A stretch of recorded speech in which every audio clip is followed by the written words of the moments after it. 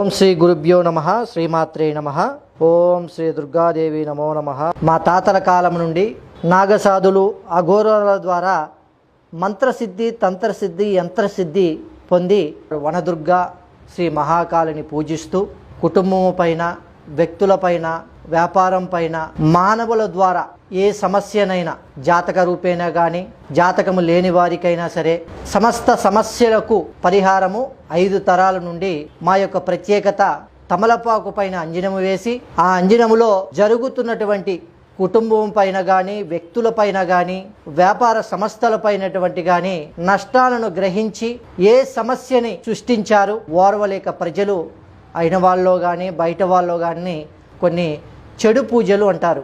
చెడు పూజలు అంటే బాణావతులు, చాత్పడులు, చిల్లంగులు, చెడు ప్రయోగాలతో మానవుణ్ణి నష్టపెట్టడానికి ఇలాగ చేస్తూ ఉంటారు. అలాగే వ్యక్తుల ఆరోగ్య సమస్యలకు హాస్పిటల్కి వెళ్ళి అనేక లక్షలు ఖర్చు పెట్టుకున్నా కూడా వ్యాధి నిర్ధారణ కాకోకుండా పక్షవాతం రూపంలో కానీ, నరాల బలహీనత రూపంలో కానీ, హార్ట్ అటాక్ సంబంధించిన రూపంలో కానీ ఇటువంటి అనేకమైన సమస్యలు మానవ పైన సృష్టించి ఏ వ్యాధికి, ఏ హాస్పిటల్కు, ఏ టెస్ట్లకు తెలియని అంతు చిక్కని వ్యాధిగా, అంతు చిక్కని రోగాలుగా మన పైన వీరవిహారం చేస్తూ ఉంటాయి. ఎన్ని మెడిసిన్ వాడినా దగ్గపోవటము, ఎన్ని హాస్పిటల్కి వెళ్ళినా కూడా క్యూర్ కాకపోవటం వల్ల ఎన్నో లక్షలు ఖర్చు అవుతూ ఉంటాయి. వీటి కోసము మా తాతల తరాల నుండి తమలపాకు పైన అంజనము, అంటే అంజనములో కూడా 11 రకాలు ఉంటాయి. ఈ అంజనములో సర్వాంజనం అని ఉంటుంది, చౌరాంజనం అని ఉంటుంది.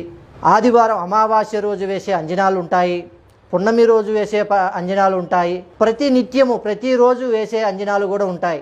దీంట్లో విధాలుగా రకరకాలుగా అంజనాలు ఉంటాయి. ఇది తెలిసిన వారికే తెలుస్తుంది. శతస్కోప్ పట్టిన వాళ్ళంతా డాక్టర్లు కాదు, కత్తెర పట్టుకున్న వాళ్ళంతా సర్జరీ చేసేవాళ్ళు కాదు. ఇదే తమలపాకు పైన అంజనం అంటారు. దీన్ని ఇప్పుడు మీకు చూపించడం జరుగుతుంది, అంటే జనరల్గా చూపిస్తున్నాను.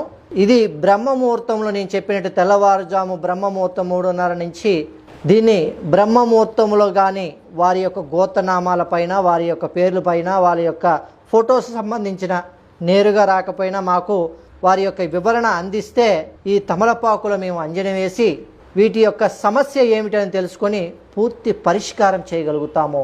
అదే సమయంలో ఆ సమయంలో మీరు అందుబాటున ఉన్నట్టుగైతే ఒకవేళ మీకు కూడా చూపించగలుగుతాము, లేదు అంటే వీడియో కాల్ ద్వారా కూడా దాన్ని చూపించగలుగుతాము. ఆ సమయంలో సమయ సందర్భాన్ని బట్టి దాన్ని ఎలాగా వివరించాలి, ఎలా చూపించాలి అనేది కూడా మమ్మల్ని కాంటాక్ట్ అయినట్టుగైతే దాని యొక్క యోగ బలాన్ని కూడా మేము వివరిస్తాం. ఇది తాళపత్ర గంధం అంటారు. తాళపత్ర గంధము ద్వారా జాతక చక్రం లేకపోయినా పుట్టిన సమయము కానీ, పుట్టిన తేదీ కానీ, నక్షత్రము, పాదము తెలియక ఎంతోమందికి ఇబ్బంది పడుతూ ఉంటారు. వారి యొక్క జాతక పరిశీలన కోసము తాళపత్ర గంధము అంటే గత జన్మ, ఈ జన్మ, జరగబోయే జన్మ, మనిషి యొక్క కర్మఫలాన్ని బట్టి ఈ 3 జన్మల యొక్క విధి ఉద్దాంతము ఎలా ఉందని తెలుసుకొని తాళపత్ర గంధము ద్వారా వారి యొక్క యోగ బల జాతక చక్రం ఎలా ఉందనేది పూర్తిగా గ్రహించి విద్య గురించి కానీ, వివాహం గురించి కానీ, వ్యాపారం గురించి కానీ, సంతానము గురించి కానీ, పిల్లల అభివృద్ధి గురించి కానీ, భార్యాభర్తల సమస్య గురించి కానీ ఎటువంటిదైన ఈ తాళపత్ర గంధాల ద్వారా కూడా మీకు పూర్తి జాతకము వివరించబడును. కింద ఉన్నటువంటి మా నెంబర్కు ఏ దేశంలో ఉన్నా, ఏ రాష్ట్రములో ఉన్నా, ఏ ప్రదేశంలో దూర ప్రాంతాల్లో ఉన్నా మీరు మా యొక్క సంస్థ ద్వారా నేరుగా వచ్చి మీ సమస్యల పరిష్కారం చేసుకోవచ్చు. లేదు అంటే ఫోన్ ద్వారా మా నెంబర్కి ఫోన్ చేసి మీ యొక్క సమస్యని వివరిస్తే వాటిని పూర్తిగా పరిశీలన చేసి మీ యొక్క శాశ్వత పరిష్కారము మా సంస్థ ద్వారా, మా గురువుల ద్వారా అందించగలుగుతాము. శుభం భూయామి. సర్వే జనా సుఖినో భవంతు. ఓం నమః శివాయ.